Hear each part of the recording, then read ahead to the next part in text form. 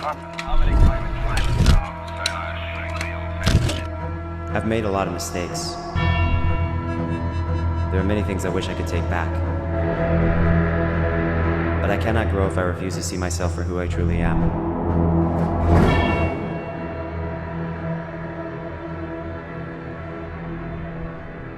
Hello ladies and gentlemen, and welcome to The Right Opinion, the home of a twat with too much free time. And my free time has been delightfully occupied by what will be the person at the center of today's final video. It is not necessarily something I've found myself enjoying too much, but one must finish what he hath started. And I have to admit, in spite of everything, all the other videos, and all the information, I definitely underestimated the undertaking this topic would require. And even then, I will be undoubtedly disappointed that I've not been able to cover every single corner. Look at every one of his crap films, look at his books, see what's between the lines. Maybe one day I will return, but that day is not today. Even with every private video, every deleted tweet, every single redacted statement, Onision has given me more than enough to work with, more than I'd like, to be honest. And today we shall be closing that off in style. Although not a requirement, I would recommend watching the previous videos to have a contextual grip of what we lead into today. A lot of what we've observed is, on the surface, the product of putting your life online. Onision has, in a way, created his own story through the medium of YouTube, and I've often wondered if Greg himself sees his life like a movie, one where he plays the main character, one where he can be this role model to other people, this tortured individual, always on the line between good and evil. I mean, we saw that in his little cult project. He had this dark and light theme, and this sort of line between them. But the thing is, you can't easily manufacture such a character unless you're a real artist. And the problem was that Greg clearly integrated a lot of his own personal investments into this character, a lot of strange desires that didn't merely involve him and ultimately led to many people being hurt. Movies are often movies for a reason. We may idolize some characters, we may even see parts of ourselves in the worst people. But self-control is a necessary constituent that should be exercised, especially when you're a public figure with great responsibility.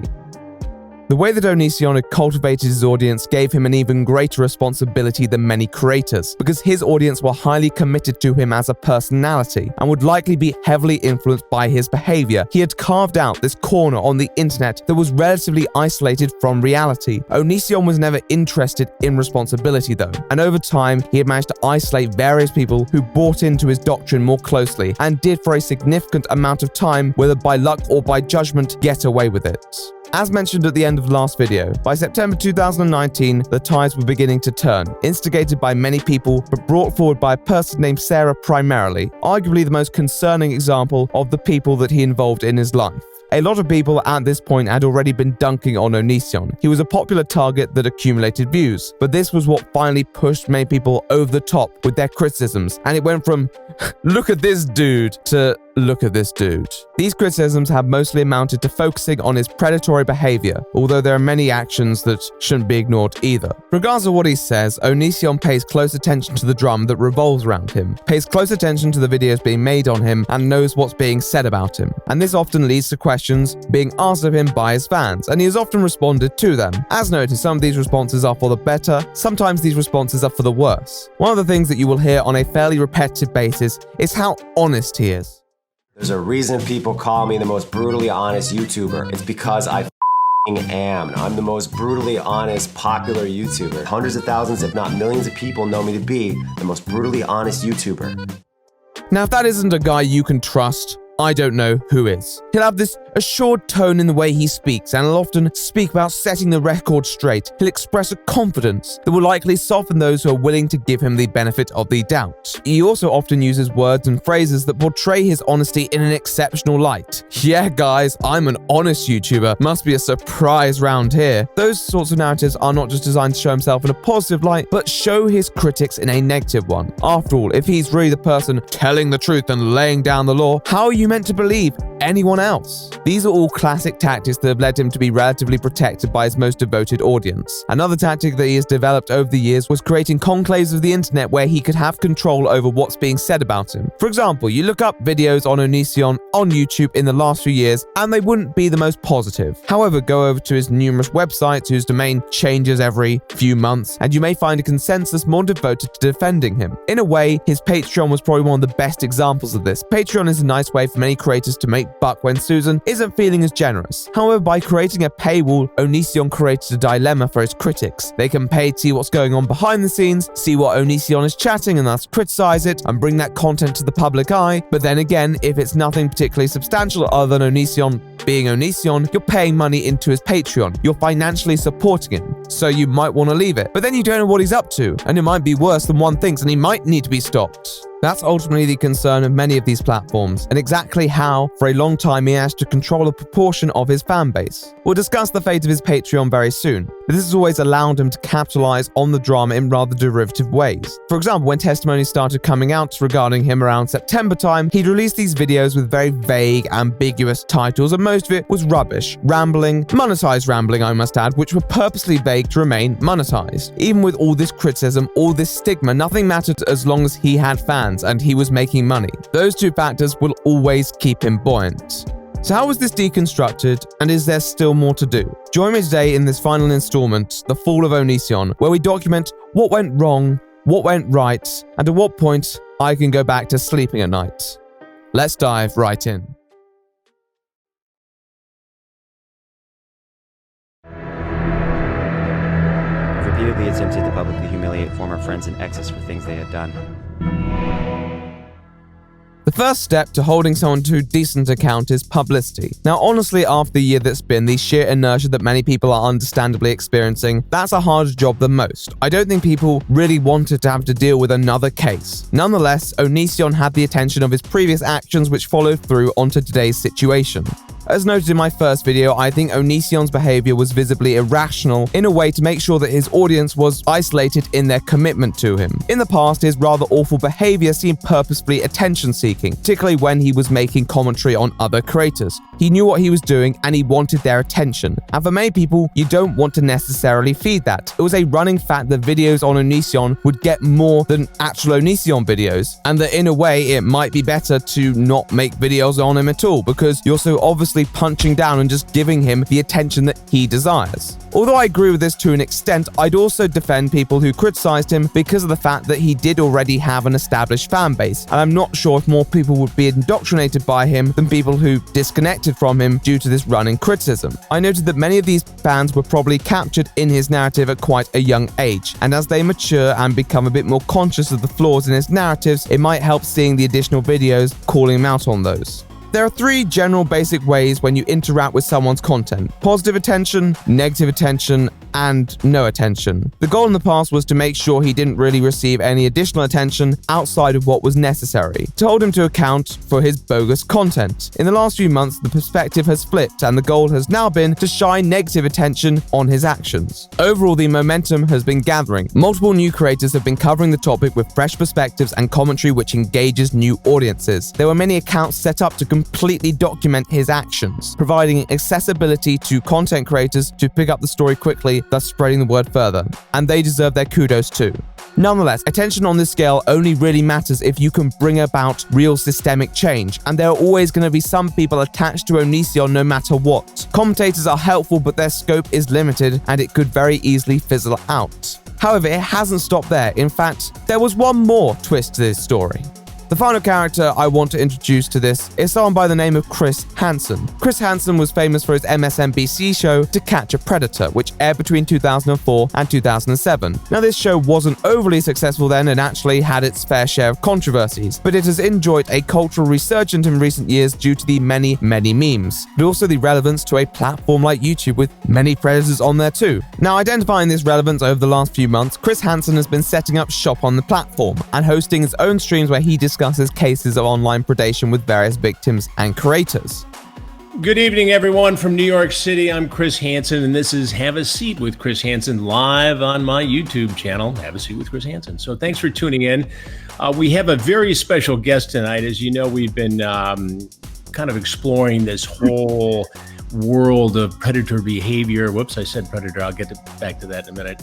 On YouTube, specifically having to do with a YouTube sensation named Onision, whose real name is Greg Jackson. We've talked about. Now, the medium that Chris Hansen was operating on now was one where you could reach him much more directly, and eventually, with the momentum, he would have been a fool to ignore the case. To many people, Chris Hansen was a blessing of his own. Him covering the case would provide a lot more mainstream interest due to his leanings, and the fact that he transcends the stigma that many creators have of just being a YouTuber. He can exert influence in areas that others may not be able to. Even if he doesn't have a huge number of subscribers, he's a media figure. He holds clout on his own terms, and this sort of clout was well served in these streams that he conducted. It's hard to pick on specific details, but if you watch them, it gives people a platform to talk about their own experiences and allows investigations to be conducted in a relatively safe and professional environment. Now, it's important that they're somewhat careful, as publicizing certain information can compromise future legal processes. However, on the other hand, the attention that Chris Hansen has provided may be able to kickstart investigations that have more scope and power to work out what's going on behind the scenes. I did have a conversation with the FBI yesterday. A little bit of breaking news here. And obviously there is evidence that some of the young women have that could very well be of interest to investigators. And contact is being made within the Bureau between the different field offices involved here across the country, including Washington State, where a lot of this activity took place. But again, a reminder that even though Greg Jackson, Onision, Kai apparently were very careful about ages in terms of having young women visit, sexual relations and everything else, what many people in these cases don't know, don't think about, aren't aware of, is that the transmission of sexually explicit pictures of people younger than 18 is a federal crime. It can either be enticement, it can be the transmission of child pornography. It is a penalty which carries a sentence of 10 years per image. If it's a video, it's 10 years per frame. So there is a very good chance that there's going to be a criminal investigation here. And we will keep everybody posted on this. This was not all sunshine and rainbows though, as Hansen and his team, most notably Vincent Nicotra, has come under severe criticism for their practice on YouTube. We're all aware that this generation may be a bit more out of touch, and Chris Hansen's boomer eye contact doesn't lie, but as observed by many, it appears that Vincent's abuse of power, of copyright striking, doxing and scamming goes beyond naivety, and for a significant amount of time, Chris Hansen's decision to keep him on, in spite of this, seemed ill-advised. There are other videos that document this more comprehensively, such as Mr. GG's, which I would definitely recommend watching. Now, let me make it clear. Chris Hansen's videos have an invaluable place in this case. However, the greater good cannot excuse abuse of power, and such behavior could easily compromise what you've been working for, and it may well have already. You guys should not be giving Vince a pass because you don't want to derail the Onision investigation. Because people not addressing this and continuing to allow Vince to be a loose cannon will be the ultimate derail to this investigation. But that's just my opinion. At the start of January 2020, Chris Hansen stated that he would be reviewing Vincent's conduct, and a few weeks later he announced Vincent's departure from the show, most likely due to the information that Vincent had mishandled Sarah's laptop, with possible implications to the subsequent legal admissibility of it. Although there was some suspicion whether Vincent has actually been sacked, lack of new information prevailing, benefit of the doubt will be provided on that front. However, the damage may have already been done, though I sure hope not. I may well be saving the rest of this for a video of my own. And with that serious caveat in mind, I want to turn the attention back to Onision. The mounting of the narrative against Onision, particularly in the past few months, has given him even less control on YouTube than before. However, this hasn't stopped him from attempting to prevent the narrative from spreading. He's still uploading regularly, and we'll go into the details of those videos soon, but although the like-dislike ratio is enabled, the comments are not. I can't tell you Onision's exact reasonings for this, though he did make a video on it, but not sure I'm going to buy his explanation. However, if I was to guess, I'd say it's because if you show a strong dislike to like ratio against you, you can rustle up a narrative that you're the victim of mob mentality to the people who may be sympathetic towards you, while disabling the comments will prevent people from being able to rationally justify their criticism or dislike of you. There were many people who said in the past that Onision deleted comments that were critical of him. Chances are that the volume of the comments became too much to control or filter, and the positive comments were so rare anyway, it just wasn't worth filtering. Actually, a little update here. Now the hate is gearing down, he's turned the ratings off and restored comments while filtering them, which allows him to present the perspective that he is on the comeback, gaining support and hitting people with the facts. We'll indulge in that in a bit. But he can be very sneaky sometimes, old Onision. Now, of course, there were other creators who spoke out about his content, and their comment sections were completely open for people to express their feelings. But often an Onision devotee wouldn't watch those videos, or go into those videos with an open mind at least. And even then, Onision would regularly claim and strike down videos that were critical of him, partly because of the narrative and partly because of the money. Nonetheless, he couldn't take them all out, or even Team YouTube, in all their oblivion, would probably pick up the fact that he's up to no good. Onision was clearly overwhelmed in this regard. There was nothing that he could do to halt the stream of content documenting his misgivings. But this was only part of the battle. People had never really liked him on YouTube anyway. That dislike had just manifested into a much more active hatred. So Onision was still relatively unharmed. But that was about to change. I've destroyed most every relationship I've had with other YouTubers by being rude towards them. I am a self-made pariah. As said, at the start of this drama, Onision was uploading these very smug videos. But he knew it was coming, but he was at least trying to prepare for it. I noted in my previous video that he had started indirectly attacking Sarah by stating that people with BPD had troubled memory. But in March, he uploaded this fantastic video, warning people about the power of fake screenshots. It's about the most important thing that is ruining people's lives right now. Fake texts. Fake screenshot texts make up 99% of all text. That's a fake fact. And that goes to show you how fake it can get. Oh, anyway, Snufflepuff has been accused of murder and molestation.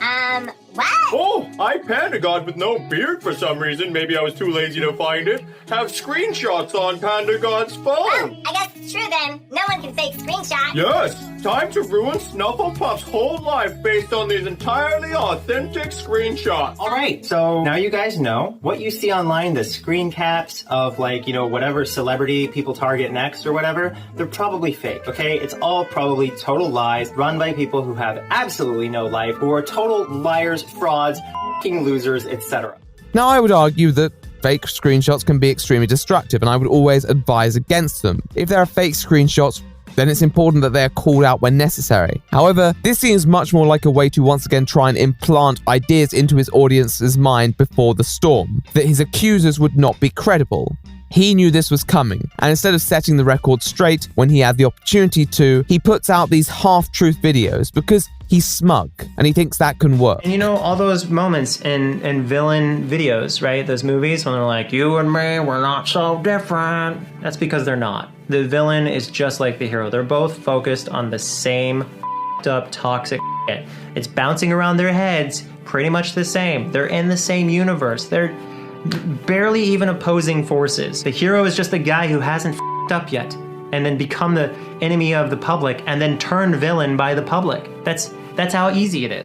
That smugness continued into the drama. As noted, his videos would have some title as to imply he'd be revealing something, and then boom, he'd hit you with 15 minutes of unrelated codswallop or existential bollocks. Or more of the same stuff that would just vaguely call out people in an attempt to discredit them, while not actually saying anything of real substance. What's up, y'all? I have become the bread and butter of a lot of people's dopamine kicks and their actual income. My favorite video prior to the meltdown, though, is one by the name of It's Over, a more direct response to some of the allegations. He once again picks out various posts that weren't really representative of people's interests, speaks in a very general language, and including my favorite, if we were guilty, we'd be in jail defense, which is an interesting one for sure. It's like I said, if the things that people said about Kai were true, then he would be in jail. It's so easy. Just walk into the police station. You have, you know, something that's open and closed, obvious, right? Allegedly. So, and I feel like, you know, Kai's been proven innocent, yet nobody cares.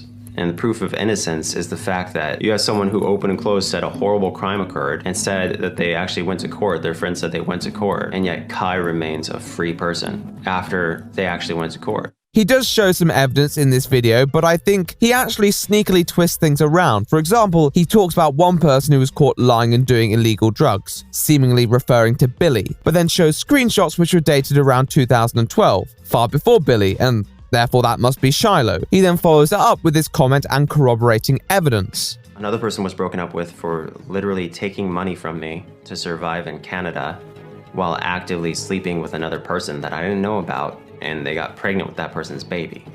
Okay, so I was like funding their livelihood, and they were actively, like, that's another reason I dumped somebody. Which is obviously a reference to Shiloh again. So he's just shown evidence that twice makes a case against Shiloh, but acted like he's spoken about two different people. Thus trying to create this sentiment that he's got tons of evidence against so many people, against all of his accusers, when really he's just challenging one of many. I will say that the whole payment charade is a bit of an annoyance, but at the same time, Shiloh had already admitted this, and I think many people were aware that she hadn't paid Greg. You can argue whether that was the right thing to do or not, but I don't think it necessarily compromises the claims of mental attrition that Shiloh had been asserting, although Greg seems to think it does.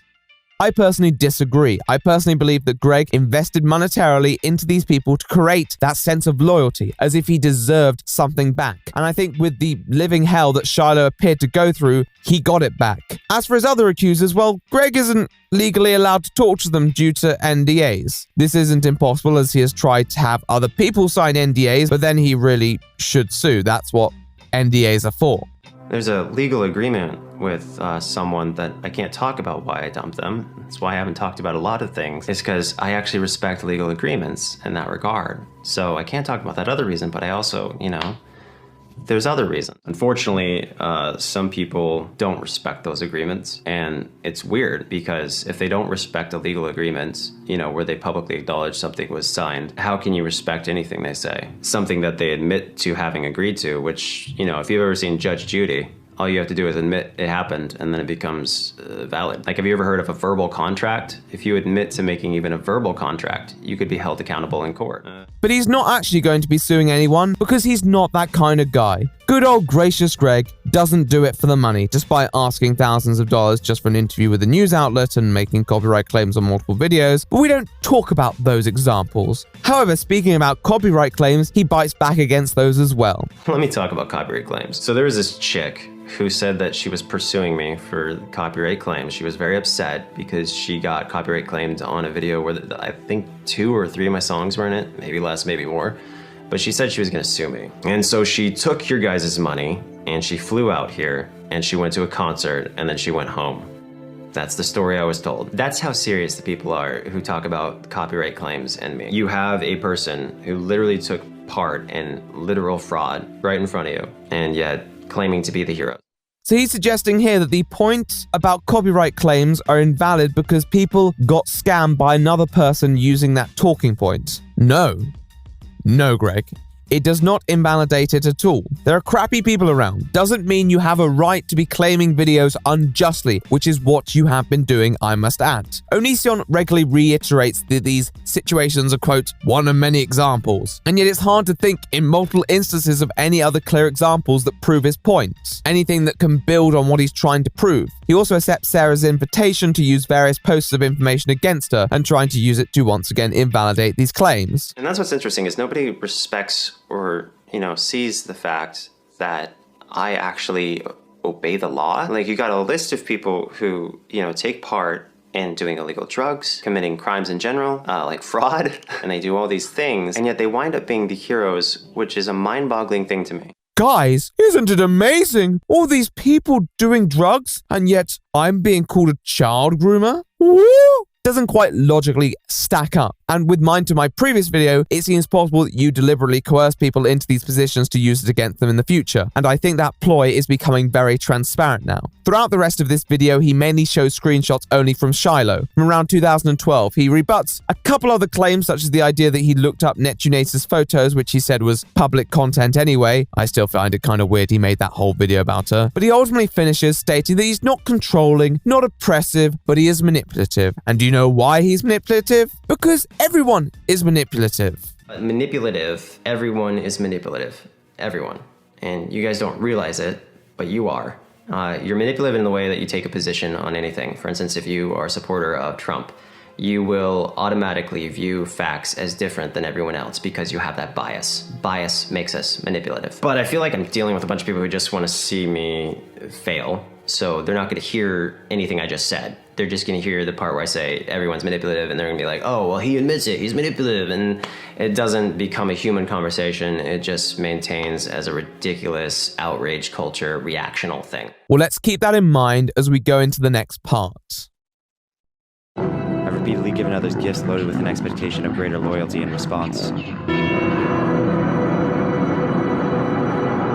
I'm a relentless drama queen turning small problems into an obsession.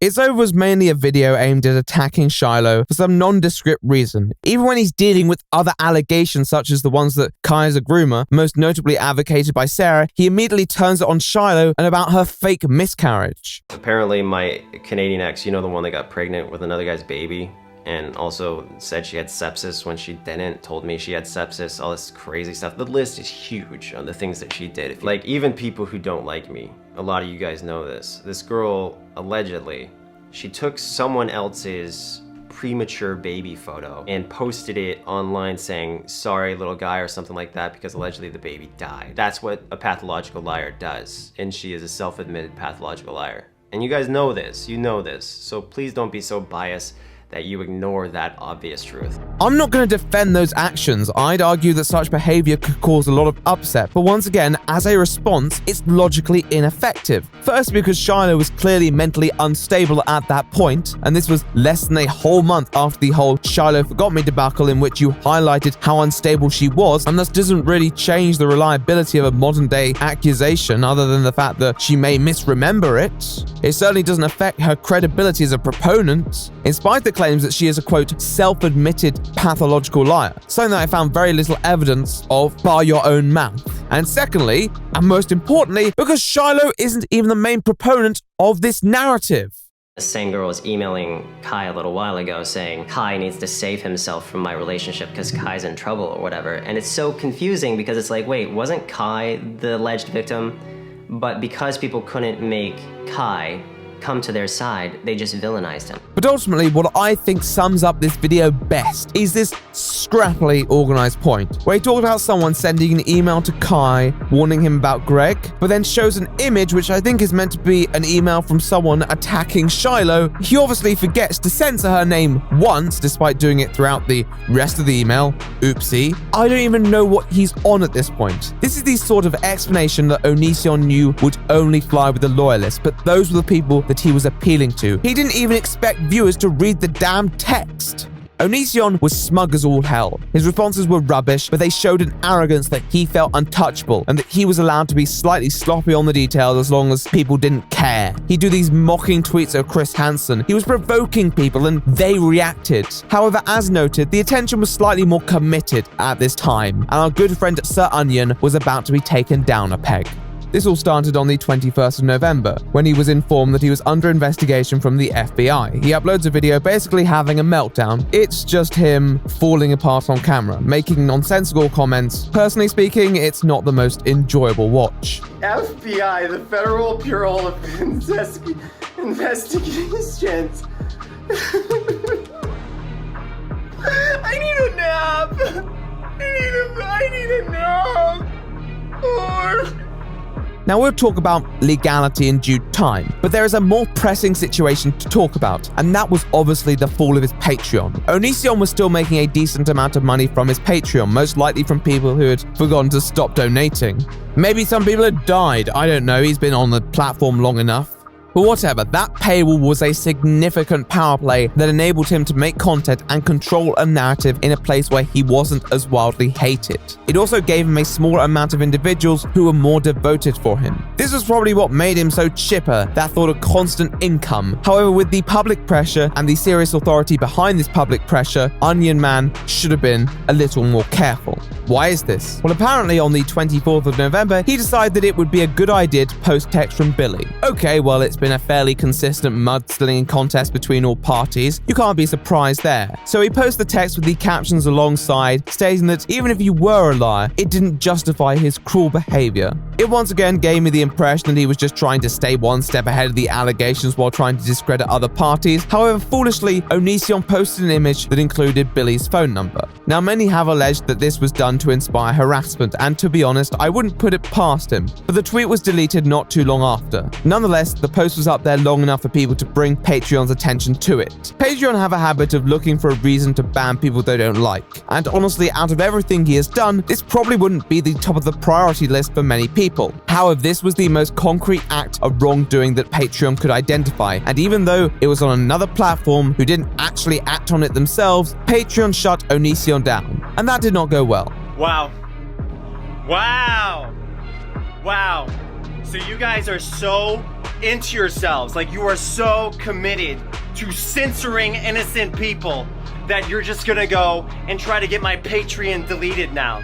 He very quickly uploaded this video called Wow, which once again contained these somewhat unstable ramblings of an individual who clearly was upset that his Patreon had been removed. Now, on principle, I would say that some of the rules have been a bit bent to achieve this specific result, but as a component of the greater situation, then there's no real doubt he should have been removed. Patreon was a real way that he could easily use to find more loyal individuals, isolate them in the way seen prior, and he's been called out for this again and again and again, and he has not learned. And therefore, they should be questioning his ability to hold the platform at least, and probably removing it altogether. Of course, Onision didn't really appreciate this line of reasoning. You tried to do the FBI, didn't work! You tried to do the police, didn't work!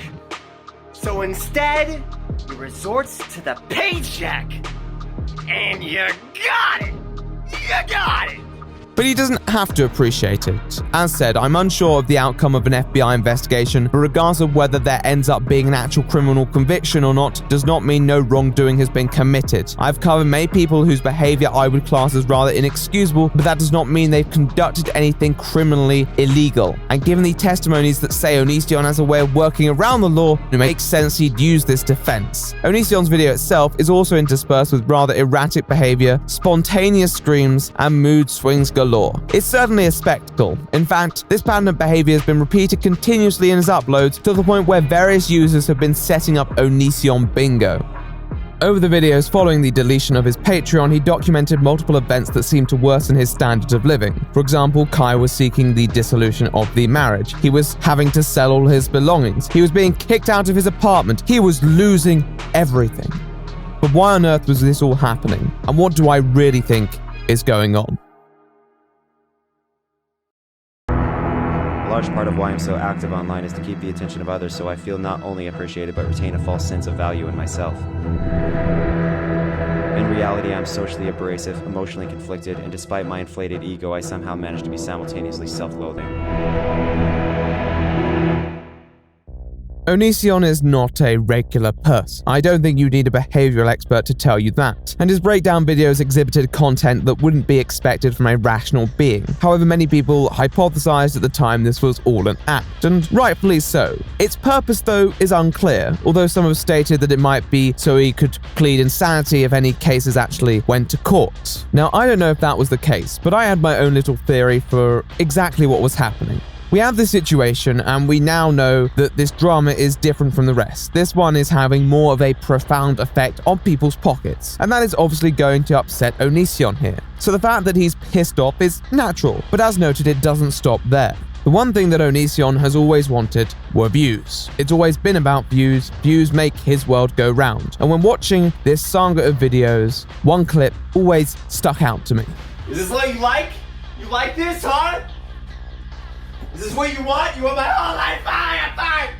And that's the thing. In a way, it is exactly what people wanted. People who are likely upset, angry, and indignant about what Onision has done want to see him pay. And Onision was giving the people what they wanted. For me, it's not exactly what I wanted. I will obviously talk about what I wanted in due course. But I'd bring attention to the fact that many of these videos still manage to be monetized. Now, many of Onision's uploads since this time follow a similar structure. They start off with him behaving in a relatively calm manner, and then after a minute or so, devolve into this insanity insanity that people clearly find the most entertaining. Why is this? Well, it's likely because if you submit a video for manual review when it gets demonetized, the reviewers will not watch the whole video. They will most likely analyze the title, thumbnail, description, tags, and maybe watch the first minute. Of course, if they watch for an amount and see Onision behaving in a relatively calm manner, they are more likely to leave the video monetized. Also note how Onision was using vague, ambiguous titles and not ones that are outwardly inflammatory, giving the algorithms as little to pick up on as possible. I personally believe that this run of uploads was a ploy to make money. That may not be true, and I wouldn't necessarily urge people to say it as a truth, but I would make the statement that with this in mind, it's still clear that he wants the attention. In one of his videos, shortly after he claimed to have been kicked out of his house, he asked this audience this question. What if I am mentally ill? What if I'm sick? What if I'm mentally ill, huh? What if? Okay, then you're making fun of a handicapped person. Do you understand that? And I want to clarify. I didn't find this funny. I didn't find this particularly amusing. I found it rather uncomfortable. I think a lot of people did too. I often found Onision interspersing this insanity with a narrative, one of blaming others for reacting to him behaving in such a way. Now, for the record, I think you have to be sensitive around people acting like this, but at the same time, this doesn't mean you forfeit all responsibility for your actions. And if I aim to look at your situation from the most cold, detached perspective, the conclusion remains the same. You shouldn't have a platform. Onision also intertwines these videos with self-promotion and plugs such as onisionfans.com, which appears to be a redirect to the subscription page for Uh-Oh Bro, another mess that we will have to place under the microscope soon. He mentions at one point he has a cameo too, which he does, and he's charging a meaty $60 for gigs on that, which some people have actually taken him up on. Delightful. As you guys may or may not know, I have a cameo, and This newer set of videos, although erratic, also seem quite organized and with the intent to promote his other content. This didn't mean he was mentally well, it may mean that the problems still persist behind the scenes. In one of his newer videos, simply called Disillusion, another video that is still monetized on writing this, he states that his husband, Kai, has filed for the dissolution of their marriage. It follows a similar formula. He talks about it, stays quiet for a bit, and then has another episode in the car. Of course, the document was completely fake, so that went nowhere, but suddenly he's sleeping in a box with apple juice he obtained. Then he has to stay in a cheap hotel, and then he's in a cupboard, and it's all your fault. So I guess all those videos where people are where all these people are they're saying that I'm the final fall and that my life is over and I've gone to a new low. I'm so pathetic. At the time, I didn't believe the circumstances that he was portraying, and I believed it was an attempt in part to pander to the people who hate him, and in part to try and turn blame and criticism onto them. He interchanged between this narrative and the insanity, which was meant to be the evidence of his instability and his suffering. A lot of people were tuning in for that. But honestly, with this all in mind, that should not be the focus. When I was watching these videos, it was easy to lose track of what happened in the first place, but you go and look back on what he's done, and the fact that he's lost his Patreon has to be somewhat detached from his reaction, and people should make sure it is detached by not necessarily feeding this content. His narrative focused on the fact that people keep talking about him, and he wanted people to focus on that, and how little control he claimed to have. The general principle of proportional punishment is something that should stand. People like to see others face consequences for what they've done, but not to an extent that may hurt them beyond their actions. I live in a tent! And you guys are sitting there going, we're so much better than him! He's a loser! Look at him, this helpless person who has no chance of defending himself! Ever!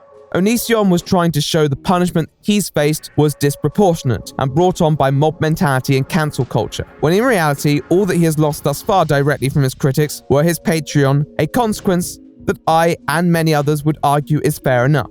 And suddenly, because he's losing this, he was out of a house, his spouse was divorcing him, he was losing everything. Some people believe this, but most people doubted him, pointing out the wetland environment he was thinking or the stock divorce document. So eventually in the new year, he made a video called Hi, stating that it was all actually an act. He then made another video talking about how he wishes people would cover the real issues. What you have here is cancel culture in a nutshell. You have the source of it. If you have an algorithm that promotes what people want to hear and doesn't promote what they don't want to hear, you have a propaganda machine. You don't have a machine that promotes the truth anymore. You don't have a machine that promotes what actually happens.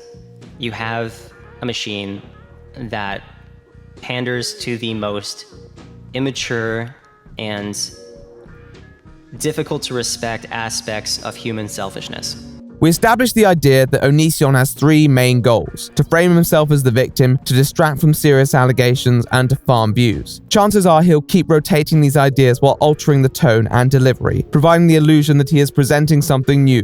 But I doubt anything new of value will be said. This is exactly how I would describe his recent run of uploaded responses, which is this endless stream of content where he talks very vaguely, splits it purposefully up into multiple videos, and uploads it on a nauseatingly regular basis. Many of these videos are practically unwatchable and include him providing almost purely anecdotal evidence and ad hominem attacks in an attempt to discredit his critics, while also making some very bizarre comments himself. So when you have people who are attracted to 18 and 19-year-olds, you're talking about people who are attracted to people who are at the premium age for breeding.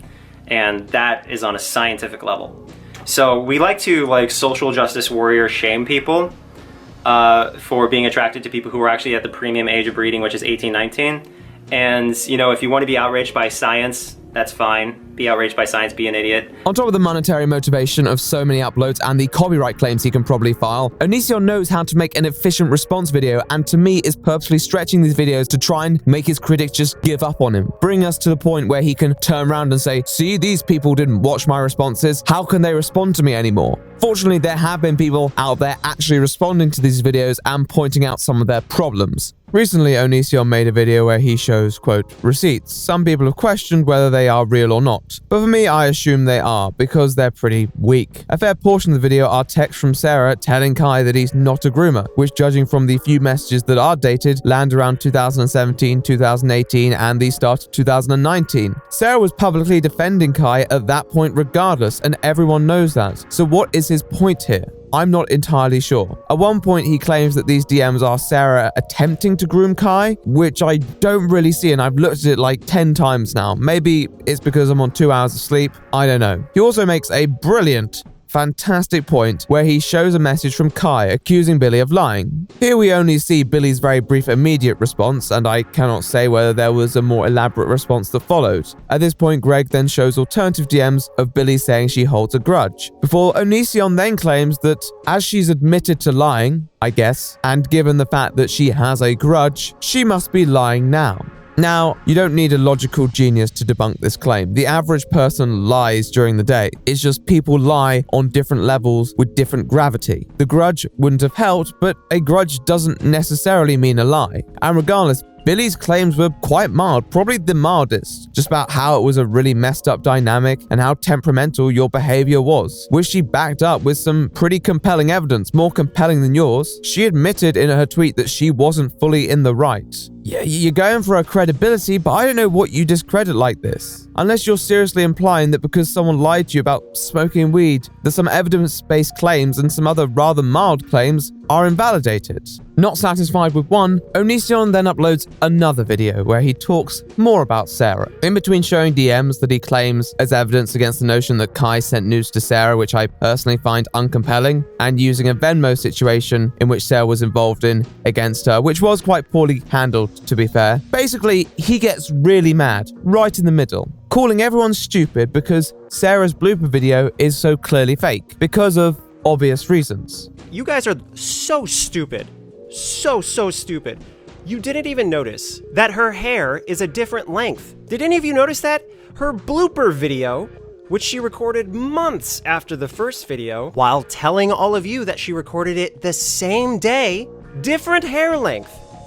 How could you people miss that? You are so stupid, and she's already proven without a doubt guilty of being a slanderous liar. And I just want to say, I am really tired at this point of Greg and his BS. Firstly, the video uploaded onto Onision's channel clearly has a lighter filter and has light from a different angle, which would explain color differences, unless she's made her beanie brighter too. Sarah actually mentions this herself in a tweet where she explains she added a filter to hide the emotion. It's hard to tell the length of the hair because of the angles and the fact that she's changed her position with regards to the beanie. Sarah's brunette hair comes round her cheeks while the blonde goes down her shoulder. This is recognizable in both the videos. It's hard to spot on the Onision upload, and it's hard hard to see where it starts and ends because of the lighter filter, and the fact that its position is adjusted a little. She's moved it back, but you can see it, especially when it moves. Now, I'm not saying that this proves the video is real, but moving room, trying to compose yourself, adding a filter, plausible. Also, if we want to talk about receipts, because Onision loves proof, in one of the first texts released by Sarah, you can see a cut-off text where Sarah says she's having a rough time with regards to making this video. Once again, not definitive proof, but do not let Onision trick you into thinking this is some open and shut case where he gets to be all mad at your gullibility when he knows damn well the alternative explanations. This situation isn't simple. He is trying to express anger to convey certainty. It's textbook emotional manipulation. This is not a gotcha moment. He is just an actor.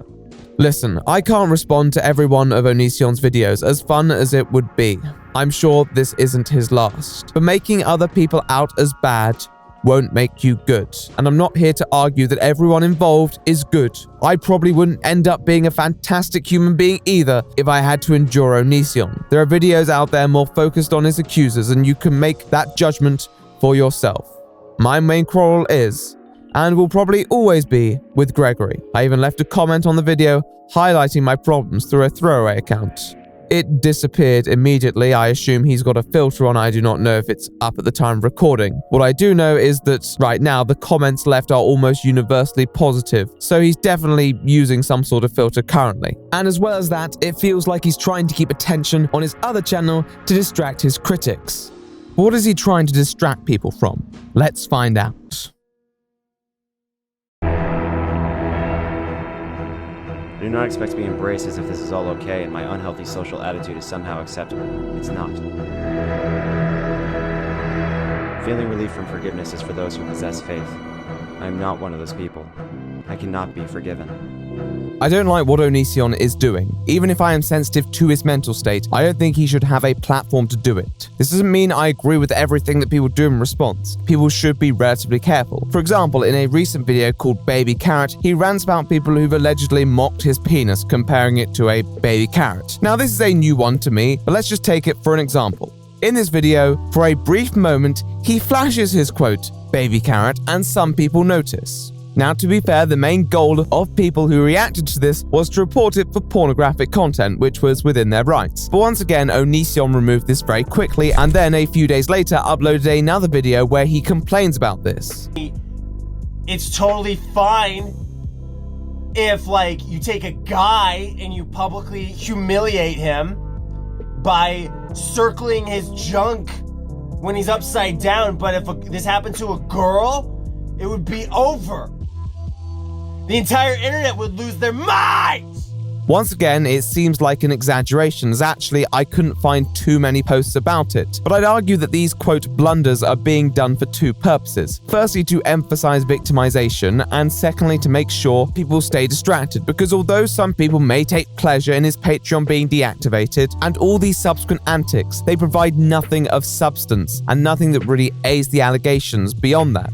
Ultimately, it does not circumvent the full problem. I do wonder if he wants people to think he's losing everything, so they take an eye off him. But that is far from the truth, which is where we'll turn our focus now. When I made my video around this time last year on Daddy05, I said what they'd done after being kicked off YouTube was isolate their remaining audience and make content for them on a separate website. It allowed them to still function above criticism, and ultimately there was very little that could be done about that. Now, Onision being widely hated may be seen as a victory for some, but it also means that once again, people can be easily isolated if he ceases to use platforms so openly. For example, at the end of his videos currently, he shows this, an end card with the inscription of onisionfans.com. In the bottom corner, you will see some names. Now, it took me a moment and a search to understand what these names represented, but they were the new subscribers of onisionfans.com, and by the most recent video, he has a significant amount of names on the end card. Of course, in many of these videos, he cries about how few supporters he has, but that's certainly not a number to be sneered at.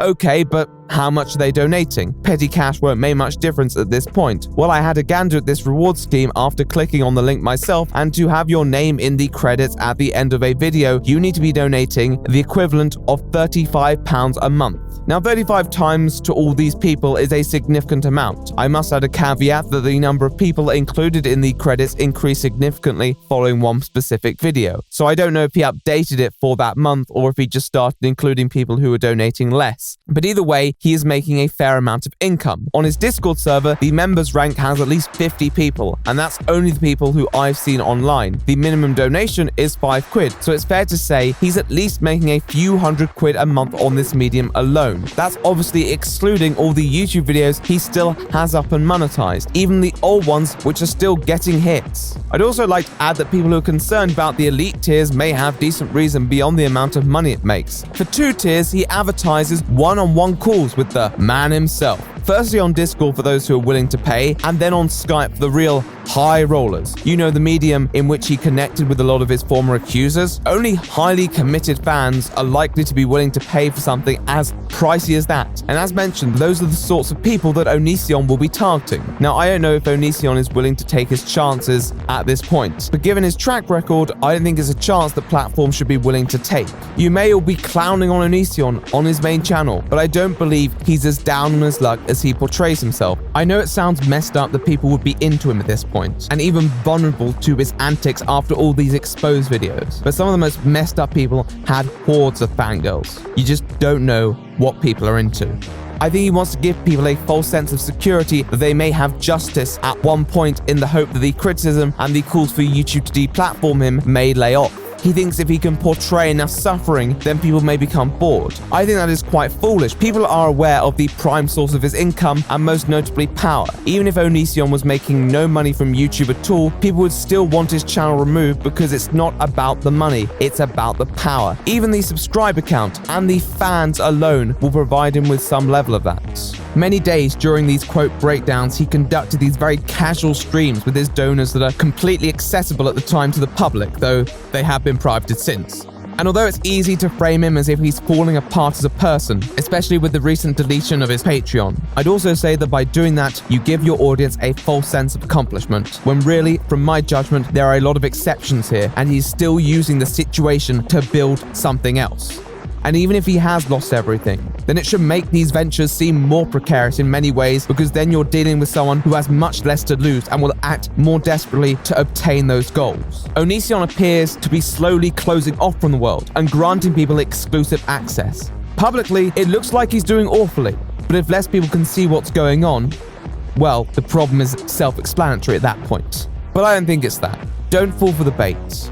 This video has been primarily focused on his response, but I'm also telling you that you don't want to become too focused on one element on this story alone, because you risk falling out of touch with what he's actually done, and there are plenty of videos documenting that, earlier installments of my own included. Onision had been invited on Chris Hansen's show and demanded $350,000 to go on. He also demanded $10,000 from a news outlet for an interview, and he's asking for a subscription fee to be able to speak in a Discord chat. He may not be here for a long time, but it won't stop him attempting to make a quick buck off the attention. Stay aware of that. And with this in mind, let's move on to the next part. When you're a YouTuber, it's basically like the most narcissistic job in the world. Hey, everyone, look at me. You have never and probably will never encounter a more real YouTuber. I've pretended to be such a good person most of my life. I've been trying to convince myself I'm a hero when in reality I'm just another foolish person in love with a version of yourself that doesn't exist.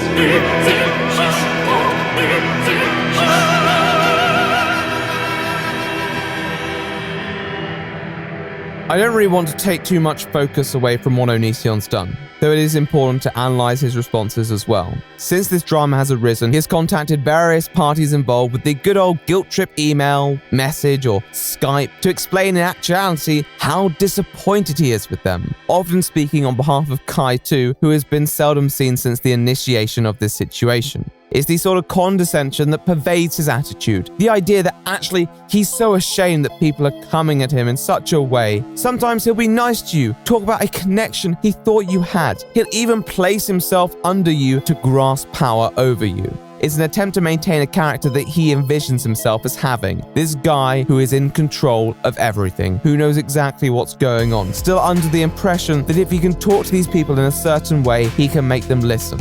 This time it's not going to happen. There are so many responses by Onision at this point that it becomes nauseating, each with their own failure to actually talk about what's being said and done. And that's because the evidence is stacked incredibly deep. There is no real way you can respond without attempting to discredit your accusers. To watch him flail in these responses seems to be some sort of poetic justice. Let's say I'm a cop and you were R. I can only do my job if you tell me what happened. You refused, you are now a R shield. What I've learned today, Rs get away with their crimes in part due to people who are too cowardly to report them to the police. Your husband responds, "Guess I'm to blame." Your response, "I blame everyone who's ever been violated, not just on the violators, but those who keep their crimes a secret. You earned that." Someone tells you that when people go to a specific location at a specific time of day, they are always hurt, and you decide to go to that location at the specific time of day, and you get hurt. Do you think it would be fair to say you were asking for it? What about women and men who decided to go home to abusive relationships? Relationships where they are regularly beaten. Do you think they're asking for it? I'm sure there are 1,000 scenarios that I'm not considering. But for all the ones I am, it's pretty undeniable that they are. When you look back at his previous comments, his strange tweets, his behaviors, Onision's philosophy does seem to be one of control, but it also seems to be one where he speaks ill of the people that he is controlling. As noted, he has regularly spoken about how abuse victims almost share responsibility for not speaking up, and now people are speaking up, finally doing what he has preached. I feel if he was a man of his word, he'd have some grudging respect for his fate, but he doesn't. And that's because he's not what he envisions himself as. He's a coward. He's a money-grabbing coward. In his head, he might see himself as some supervillain who makes people bow to his motives, and for a while, he may have done that. But at the end of it all, he's just a loser who pursues people who lack both physical and mental power. Now he's putting on this show because he thinks he can create some greater narrative about cancel culture. There is little cancel culture here. Onision has continued to instigate in a way that will provoke a reaction and then frame it as self-defense. Only a few weeks ago, he filed 2 civil lawsuits against Chris Hansen and Repzion, the latter simply for its continuous coverage of Greg's channel and misgivings. Chris Hansen turned up at his house, and although you could say it was overkill, it didn't seem dangerous. Yes, he's a stalker. He's yelling things at me through the door right now. Okay, and do we know his name at all? It's Chris Hansen. These cases were obviously dismissed. The strange detail comes about in the fact that Onision appeared to dismiss the case himself. Although there are theories circling around this, in another new video, Onision confirms he'll be pursuing greater legal action against Repzion. I guess we'll just have to keep an eye on him. I'd also like to note that in Kai's statement, he says that Repzion has been harassing them collectively for over 10 years, which would once again make Kai 15 upon the initiation of this alleged harassment, which, although probably a deliberate lie to attack Repzion, is unbelievably bad optics that backfire when you consider them. Oh, and also Onision sued the wrong Chris Hansen. Nice one, Greg. I'd also add that it was funny he decided to claim all his insanity videos were an act just before he filed the lawsuit. Some real coincidence there. Nonetheless, it's clear that given these examples, he will jump at any opportunity to turn some perhaps excessive attacks into pure victimhood. And I would urge caution with that in mind, for many reasons. Firstly, because, as mentioned, that is his narrative. There should only be one goal, in my opinion, for his channel, and that should be termination, or at least removal of the power to upload new content as it is. That does not need to be achieved by harassing him or anyone else. That can be done by making a formal appeal to YouTube, putting serious pressure on them and illuminating what he has done. Secondly, because in spite of his and Kai's actions, there is a family involved. Given one of his clips has him shouting at kids in the background, many have questioned his ability to be a parent. Without greater context, nothing's going to be happening in that regard soon. Thirdly, and probably most importantly, we do not know how far he's willing to go to prove his point. At this stage, it seems like he's trying to conjure up this story, and the moment that people give that to him, then he could do something terrible. Don't let him do that and pin it on you. People love to troll individuals who are widely hated. It's cathartic. It makes people feel like they're providing some form of citizen's justice. but it's not conducive. Don't let him compare himself to Etika. He is not in the same cosmos as him. His victims have the right narrative. Respond to what he says directly, bring attention to the situation, remove his power. I don't think Onision has a place on YouTube. From everything public, even the videos he made public himself, it's clear there is something deeply broken about him. From these 60 plus videos he made on Eugenia Cooney to the documenting of suffering and abuse within his own relationships in an attempt to stir up drama, to unlawfully claiming and even removing videos that provide critical commentary on him. It's all ground enough to reconsider his position on the platform, but the most prominent point, and this is the one that I've stressed in the past, is the fact that as long as he has the power and a way to attract people who are willing to validate and defend this behavior, which although small is significant enough, there will always be people who unfortunately allow themselves to become targets. In the wake of new harassment rules, which in my opinion have gone completely overboard in the censorship of content such as Leafy Content Cop and Yokonaru's Video Vigilante, amongst many others, the fact that YouTube, in spite of the almost overwhelming flood of complaints and evidence against Onision and how he has used this platform to obtain power and use it in this way, the fact that they have the audacity to turn a blind eye is unbelievable. YouTube is still his most powerful medium, even if he has a fraction of the fans that he had in the past. Don't let him sucker a new victim in because you want to protect your revenue flow. It's not worth it. I don't know what will happen by the time this video is out. If his channel is gone, then so be it, but the argument remains the same for anyone in this position who has used their power to contact individuals far beneath their age and solicit activities that many would view as morally wrong, whether he's legally culpable or not. In fact, the only other time I have seen channel shut down under predatory circumstances was Austin Jones, and I'm convinced that was only because he was literally convicted of child porn. However, as said, Onision has a reputation for being strangely meticulous regarding laws. Now, many people themselves are saying that Onision and Kai could be legally held to account, and so I've decided to bring my legal eagle or swan in, John Swan, to have a look at these accusations and see if there's any chance of a case being brought against Onision or Kai in the future. Take it away, my friends. This isn't going to be a very popular segment, and that's because the things I'm about to present to you are probably not what you want to hear. This topic has been one of the most stressful, aggravating, and tedious topics that I've ever had the displeasure of encountering. Onision is not a good person. In fact, he is most likely a disgusting and repulsive human being who uses his position of power to prey upon younger girls that don't know any better. Not only that, but he is most likely an abhorrent but charismatic bully who abuses his partners both mentally and physically. In other words, a piece of shit. But you already know that. So, where does he go to jail? Yeah. About that, I want to preface this segment by making it clear that I do not support Onision in any way, shape, or form. I'm going to be critical of Chris Hansen and the way that he's gone about his investigation throughout this segment, but being critical of the way an investigation has been carried out is not the same as supporting Onision. I just want to clarify something before we start. People have constantly been framing Onision as a groomer. Okay, groomer has been a popular response to his tweets, but unlike the UK, Australia, and many countries in Europe, grooming is not a crime in the US. It is perfectly acceptable for a 16-year-old to move in with a 30-year-old, not to have any sexual relations, and to have sex with them on the day after they turn 18. It's really bloody creepy, but it's perfectly legal. You need something a lot more substantial than that to get a conviction. Throughout this segment, I want to put focus on one word in particular: evidence. To convict anyone of any crime, you need a lot of evidence. Evidence is sometimes hard to come by because it can't just be a person saying what happened. That's not evidence, that's a testimony. And in order for a testimony to be proven accurate, correct, and admissible, there needs to be cold, hard proof to back it up. So, where is the proof? Now, if you've been following this situation, your mind likely went straight towards Shiloh, who allegedly has videos archived originally uploaded on Onision's channel documenting Onision's abuse towards her. Any competent criminal defense lawyer would have many things to say about these videos being admissible in court. First of all, there's the issue of Onision's content itself.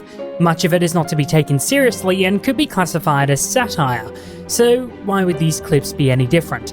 At the end of the day, it's just one person's word against another. That's not to say I don't believe Shiloh, but I'm trying to be fully objective here, erring on the side of caution, because that will be the lens of the court system looks at this from. Courts generally err on the side of caution when it comes to making decisions, since they don't want to hand out a wrongful conviction, and I'll try my best to maintain that position throughout this segment. Anyway, back to the videos. So there's the problem of Onision's backlog mostly consisting of content that is satire, but then there's also the logical arguments to be made. If these were legitimate clips of Onision abusing Shiloh, why would he upload them for millions of people to see? It just makes no sense to the outside world. The courts don't care if Onision is apparently insane, he doesn't have any medical diagnoses, and a psychological assessment will likely bring back results that he's just a normal functioning human being. However insane Onision might be, I have no doubt in my mind that he is capable of acting completely sane and more than able to fool any surface level psychological assessment that might go on when going through the court system. So all in all, what I'm saying is that these videos will likely not be admissible in court due to the nature of them and the content surrounding them, so we'll definitely need a bit more than this if we are going to convict Onision of anything. A better charge to get him on in regards to Shiloh would be under statutory rape. Shiloh has stated that Onision had sex with her when she was 16.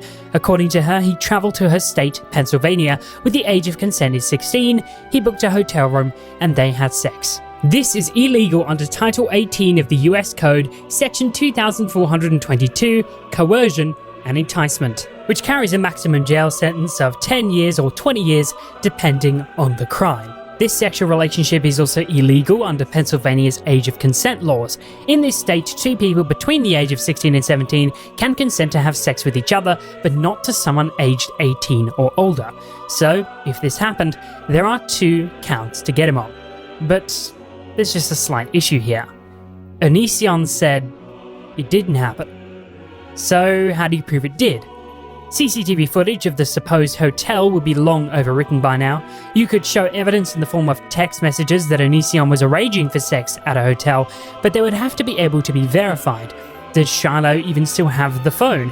If she doesn't, most phone companies wouldn't keep a backup, and even if they did, would probably not comply with the FBI as Apple has done in the past. Screenshots are not enough, given how easy it is to fake messages in Photoshop nowadays. You can even hack into phones to make a text say whatever you want to say. With Android, it's extraordinarily easy. With Apple, it's a bit harder, but not impossible. If both the recipients were using iPhone, they would automatically be using iMessage, which is encrypted on both ends, meaning that not even Apple can read the messages. The same goes for WhatsApp and Facebook Messenger, and Kik claims they delete messages as soon as they're sent, so subpoenas of these apps is not an option. I'm not sure what phone Shiloh had at the time, but any criminal defense lawyer would have a field day with all these discrepancies. I could go on more, but I'm not going to bore you with the details. At the end of the day, it's Onision's word against Shiloh's. The fact that Shiloh has a history of mental illness probably doesn't help her case either. Any criminal defense lawyer would argue that if Shiloh was not in the best of state when talking with Onision, that her evidence and statements should hold much less weight in court, or even that her statements should not be heard at all. Again, I'm sorry if I'm being cynical, but I'm erring on the side of caution here. You really need something super duper daring to get a jury to achieve a unanimous verdict in court. So, I'm just trying to put all these accounts under scrutiny. A lot of Chris Hansen's investigation had more to do with Kai than it did with Onision. Sarah's argument in relation to Onision had to do with him grooming her, which isn't illegal as I stated before. I've seen the argument of power of attorney thrown around a lot, that is, Onision couldn't have sexual relations with Sarah even though she was within the age of consent at the time because he provided for her. He put the food on the table, and in many respects, he was her legal guardian of sorts. Now, the issue with this argument is that power of attorney stops becoming a valid point when you turn 18. When you're 18, you're an adult, and you can make your own decisions. For example, a teacher is said to have power of attorney over a student in school. In many states, it is illegal for someone who has power of attorney to have sexual relations with someone who is under the age of 18, even though both parties may be within the age of consent. But when you turn 18, you can have sex with anyone you like, including teachers at your school. Is it creepy? Yes. Will that teacher lose their license? Yes. But is it illegal? Not in criminal court, maybe in civil court under malpractice, but that doesn't apply here. So, realistically, what do we have left? At the moment, the arguments against Kai are looking a whole lot more convincing than the arguments against Onision. There have been accusations of child pornography, specifically to do with Sarah, that have been thrown out against Kai. Sarah allegedly had a laptop and phone originally belonging to Kai that had illegal pornography on it that was supposed to be sent to the FBI. Chris Hansen told her to send it to this guy, Vincent Nicotra, who's a scam artist and professional crybaby under Chris Hansen's name. Vincent had stated that Chris Hansen told him to await further instructions, but further instructions never came. It was just sitting in this guy's New York apartment for months. Any criminal defense lawyer would have a field day saying that this evidence should not be admissible, for obvious reasons. The amount to which this investigation has been absolutely botched is insane to me. Chris Hansen is not the police. Hell, Chris Hansen isn't even an investigator. He's just an interviewer. While his TV show is running, Hansen never did any of the behind-the-scenes work himself. He merely interviewed the predators. He had a whole team of professionals helping him. And now here's this guy, which he fired, and a lawyer accused of sexual assault in the Michigan Supreme Court, and also named in the center of a fraud scheme. Good choice of people there, Chris. Hansen has put a false sense of hope into these girls. He set himself up to be the hero in this big story, the big man who is going to take Onision down once and for all. But I just don't think this is the case. And neither does Sarah. Do you feel like he's doing his best to help you girls, or do you feel like he's just kind of running his YouTube channel? I don't know. Yeah. I don't know anymore. I don't trust anybody to help us in this situation at this point. I don't trust anyone. That's specifically why I had them send me the laptop back so I can get it to the proper people. Yeah. Because putting my faith in them to do it was not the correct move, obviously. Yeah. What these ladies did, coming out into the public eye under all this scrutiny in the world, in front of millions of people, must have taken some intense balls, and they're all extremely strong for having come out with their stories against Onision. I support the victims 100%, but that doesn't mean I can cherry pick the truth and tell you what you want to hear. I'm not going to do what Chris Hansen has done for months now and put a false sense of hope into anyone who might have been affected by Onision. Because what he's done may be disgusting, repulsive, and creepy, but it's just legal enough to where he'll probably get away with it. Sarah has said that she's looking at bringing civil action against Onision, which I think has a much better chance of getting some sort of conviction. But he won't be jailed for this. He'll have to pay damages. Still better than nothing, but if this happens, he won't be going to jail. Just before I end off today, I want to present to you one more aspect surrounding criminal trial that you might not be aware of. In order to have a successful trial, a jury needs to be unbiased according to the Sixth Amendment. There have been situations where a case has been thrown out completely due to a jury not being able to be unbiased, perhaps in the case of significant media attention. We live in a very interesting time with online media. In the past, restrictions have been put on newspapers and TV in certain situations to prevent a jury from being biased. Just recently in Australia, newspapers and TV were banned from reporting on the conviction of Cardinal Pell, as the case was still ongoing. This has happened in the US before, and it's not out of the question that it might happen with Onision if he does go to trial. But the internet is not able to be controlled so easily. With the internet becoming the new place where people are consuming their news and entertainment, the dangers of influencing a jury begin to increase. This is certainly a bit of a stretch, but it's important to consider that while reporting on Onision's actions may assist in bringing his actions to light, it may also hinder civil processes, and that is something we all have to keep in mind going forward.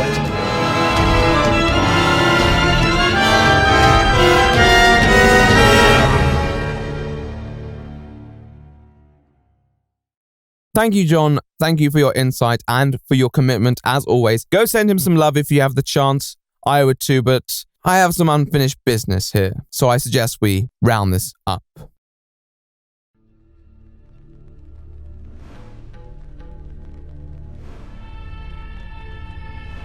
As noted, there is no guarantee that there will be legal ramifications facing Onision. There may be more evidence and that may alter the likelihood of any legal cases, but certain individuals saying that others should be calling the police rather than making these videos on it seem to have a bizarre grasp on the situation. A lot of what Onision's been accused of doing isn't a black and white legal question. A lot of the points regarding grooming aren't things that he's necessarily going to be convicted of, and that's the way the law operates, on the steepest burden of proof. Rightfully so, must I add. I will also add that when dealing with criminal evidence, the first thing you should do is go to the police. But I will clarify, I don't think a lot of what we're dealing with today makes him a criminal. I just think they make him an unequivocally terrible person who has grossly abused his power. This is not exempting the possibility that actually legally incriminating evidence has been withheld from the public eye, which would be completely justified. But he's a man who clearly has tried to legally cover his backside, and we have to prepare for the possibility that he remains a free man. Being a bad person doesn't mean being a criminal,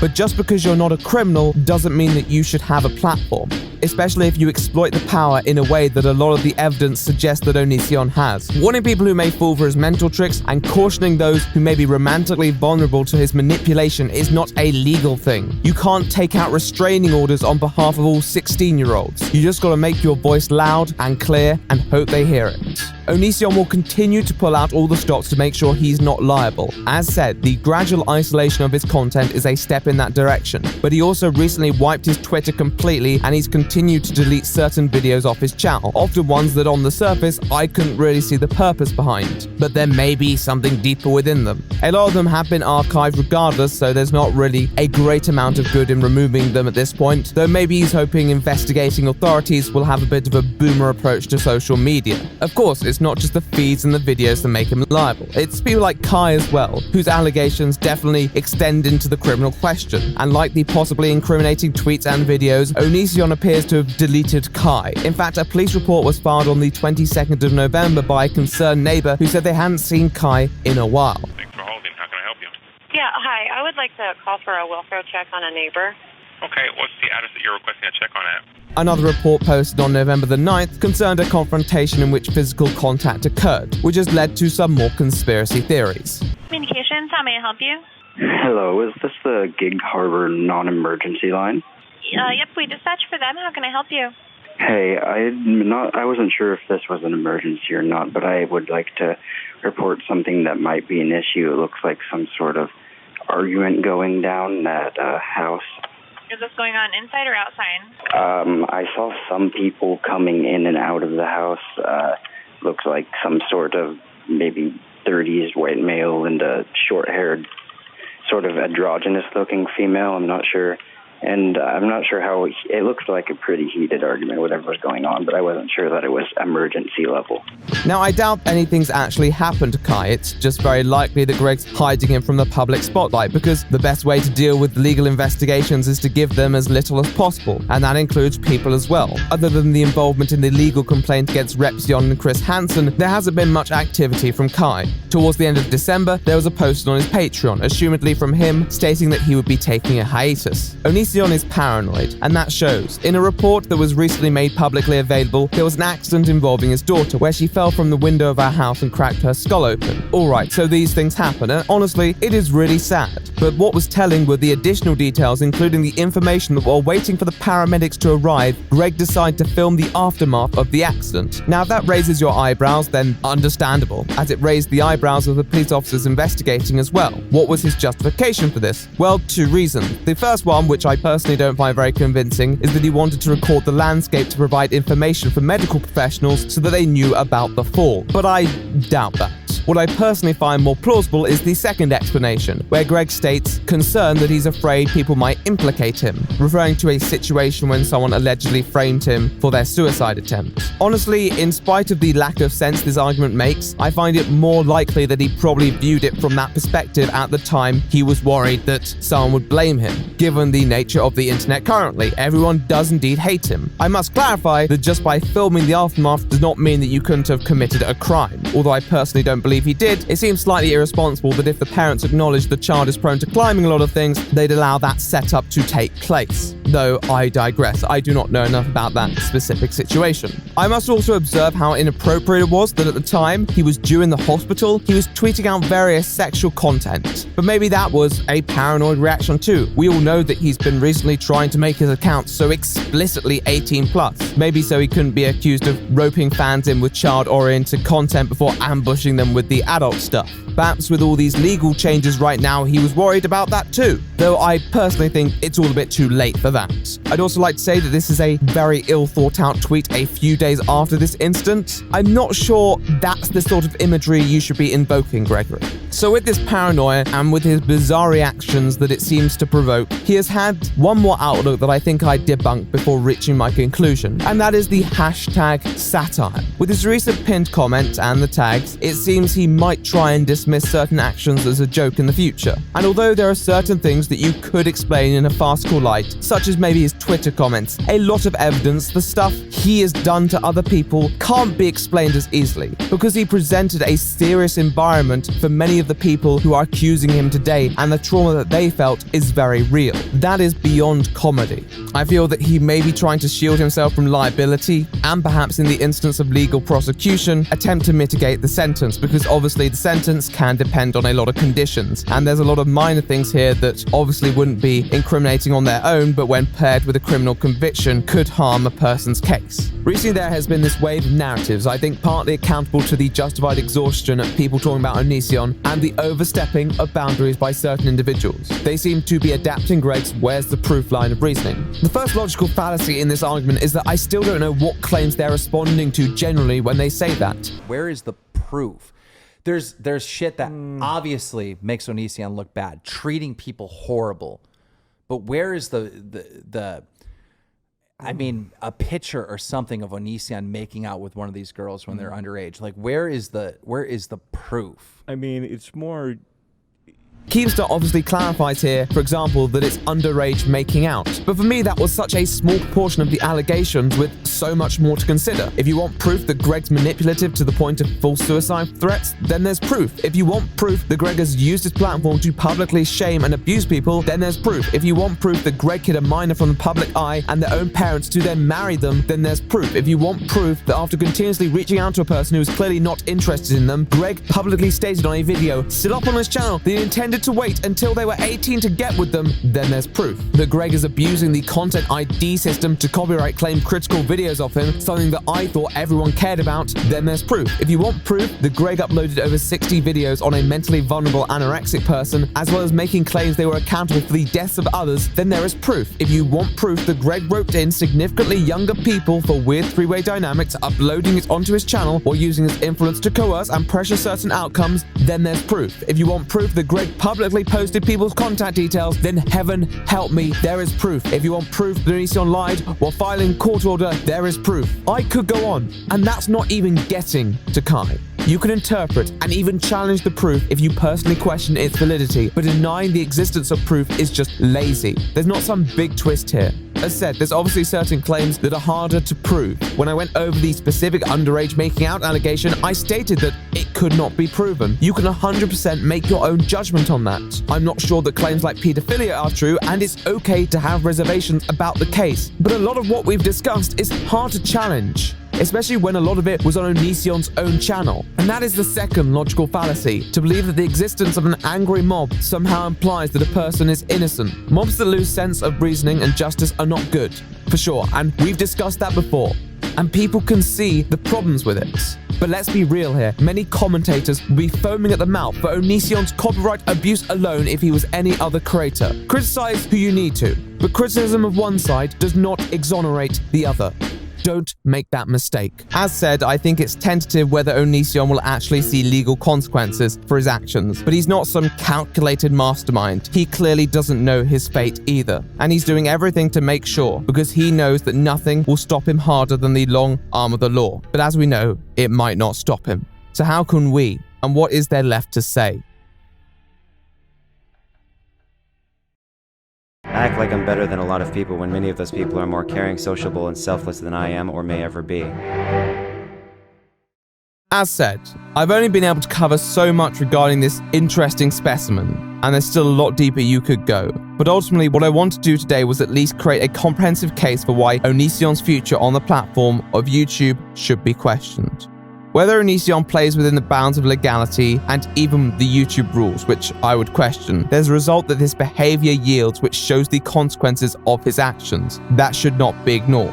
Obviously, the ultimate goal for many people will be to have his YouTube channels removed. And I understand that given how he has leveraged that clout to cause so much of this drama and this suffering. However, you also want to keep in mind the fact that regardless of what happens, even if you remove his YouTube, he will continue to persist. All this drama has shown is that attempting to push him down brings him back more aggressively, in some form or another. He'll move to a different platform. He'll change the structures in place to support him. He wants to adapt. Plenty of people know how to loophole the rules. It's extremely important to be conscious of that and the consequences that it may yield. People just like Daddy05. Now, Daddy05 was an abusive man-child with a victim complex, and he should have definitely had his channel terminated. However, I don't think he ever mobilized his platform to the degree that Onision does. And that means that even if Onision loses his YouTube channel, there's no guarantee that he loses all the modes of communication with the audience that many people are concerned about. Even now, he's clearly demonstrating modes to change in a way that protects his source of income.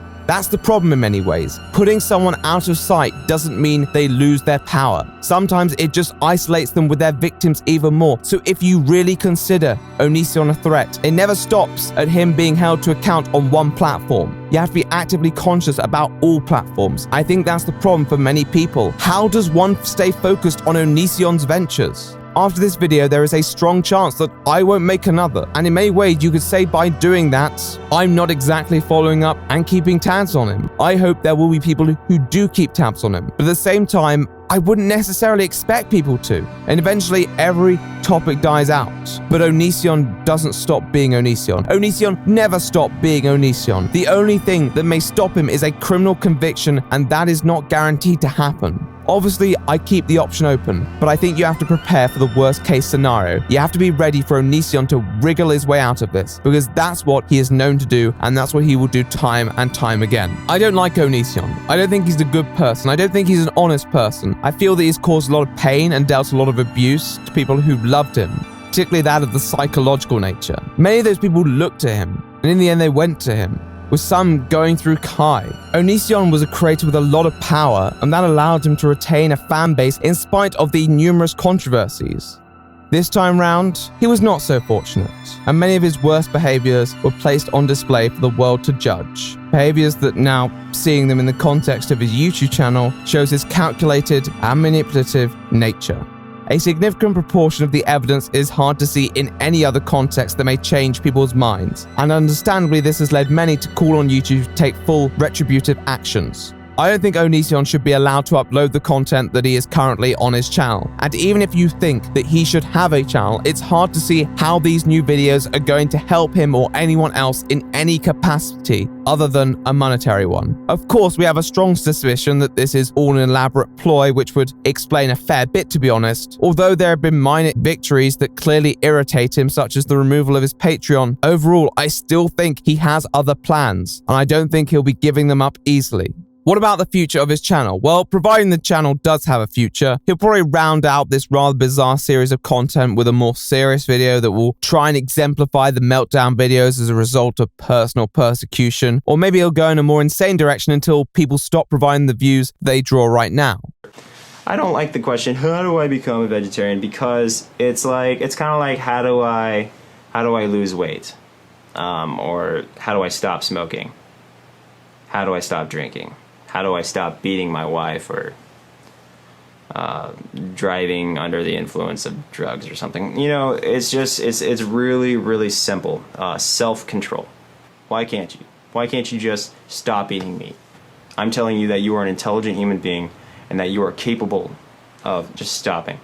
One of the philosophical dichotomies that Onision has preached in many of his videos is the idea of survival versus greed. He believes the latter, greed, is undesirable, but Onision himself is merely greed masquerading as survival. He takes what he can get, but he can get a lot more than most, and if you don't stop him, he'll blame you, and if you do stop him, he'll blame you.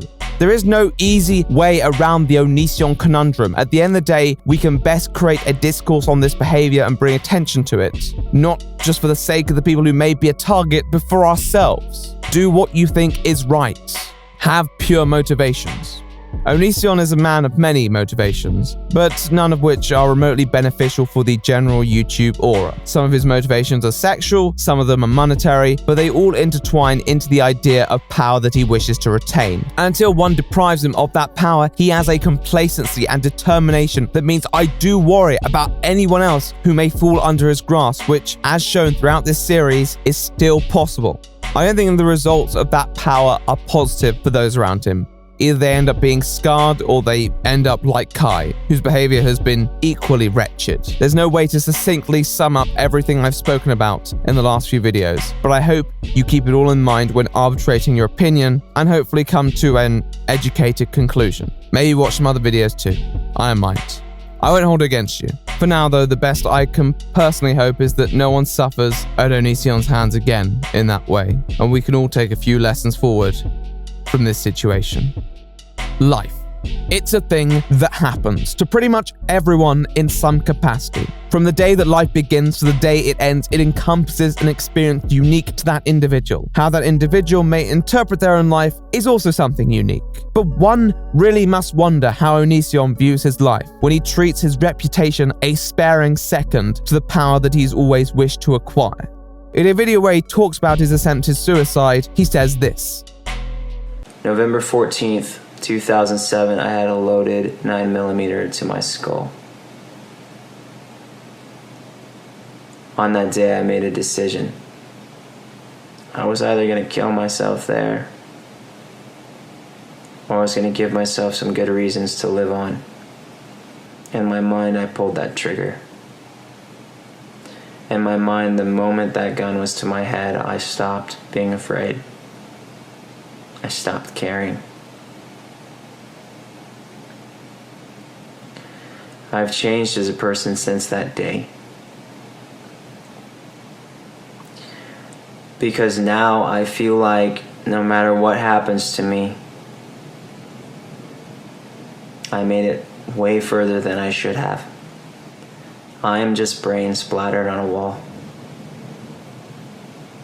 What you are looking at is a talking suicide. So when you guys call me brave, remember you're just talking to a ghost. It might just be another disposable video where he attempts to rope in people with false debt. But whether the story behind it is true, the philosophy leads me to a question. When someone lacks the grasp of one's own life or one's own purpose, where do they draw the boundaries of how they treat other people's lives? Onision has never played the boundaries like anyone else, never with the regard for those around him that he gives and expects himself. There is little debate over a lot of what he's done and how he's regularly failed to justify those actions, but the one question I do ponder is how aware of this behavior he is. Whether he does perceive himself as the victim of some delirious witch hunt, or if he knows of his deeply flawed attitude and approach. I'm not entirely sure, but his moments of clarity do seem to be telling sometimes. Throughout this video, I've shown clips from a 2014 upload called Who I Really Am on his Onision channel. A video whose candid accuracy I felt couldn't be ignored. And I'll leave you and Onision with one more quote from that. I could try to pretend things are different, but that would mean lying. If the truth is your enemy, then your real enemy is yourself. Thank you. So that was the video. It was fun, delightful. It is 4:05 a.m. in the morning. Just done recording. We're on the grind. Grind waits for no man. That's all I'll say. I love you guys. There's a reason why I'm sat here at 4:05 a.m. in the morning, and that's because you guys give me a reason to do it. I want to give a big shout out to my editors who do a fantastic job. Fantastic job. Brilliant. And I trust they'll do a fantastic job on this one. I want to give a big shout out to my Patreons. My $10 Patreons are all up on screen right now. They do fantastic work. Thank you. I need to give a big shout out to my $50 Patreons, Sam Hullabaloo, Nico Deschamps, and Caroline, and a very special thanks to my $100 Patreons, Brandon and Stanton. Thank you guys so much, really. Thank you. If you want to reach me, my Twitter is @TheRightOpinion, Facebook, The Right Opinion Official, Discord link in the pinned comment, and Instagram also there. I don't really have too much else to add. I think I might go and fall into an eternal sleep. So until then, I'm The Right Opinion, and I will see you in the next one.